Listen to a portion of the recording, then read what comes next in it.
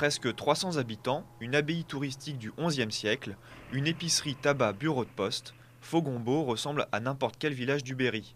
Comme d'autres, son maire est élu depuis plus de 30 ans. Mais en mars, tout pourrait changer. Frédéric Prudhomme, la garagiste du village, a monté une liste contre le maire qui refuse de marier des couples homosexuels. Comme en atteste un délibéré du conseil municipal. Considérant d'autre part qu'il existe une loi naturelle supérieure aux lois humaines, d'après laquelle, depuis les origines du monde, aucune union n'a été célébrée officiellement entre deux personnes du même sexe, au titre... Certains habitants choqués ont réagi aux propos du maire épinglés sur ce dessin de presse. Oui. Ils ont formé un collectif d'indignés. Salut Marie. Bonjour. Et au centre des discussions, toujours le même homme. Quoi de neuf? Eh bien, on est allé au vœu du maire hier.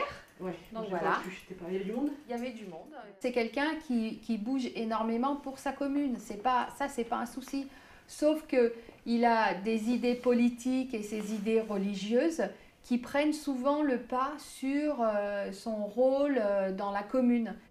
La conquête de la mairie s'annonce compliquée. André Antigny, un autre membre du collectif, s'y était déjà cassé les dents aux dernières élections.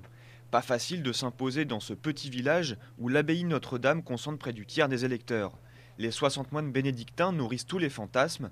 Certains opposants ont même des doutes sur la validité des listes électorales. Quand même 12 moines qui sont partis début octobre à l'abbaye Saint-Paul de Wisques dans le Pas-de-Calais.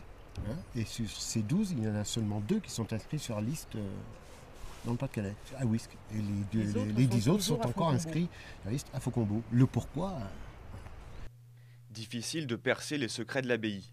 Les moines qui n'ont pourtant pas fait vœu de silence n'ont pas souhaité répondre à nos questions. Même refus pour le maire Jacques Tissier, que l'on aperçoit au loin, en pleine discussion avec un moine.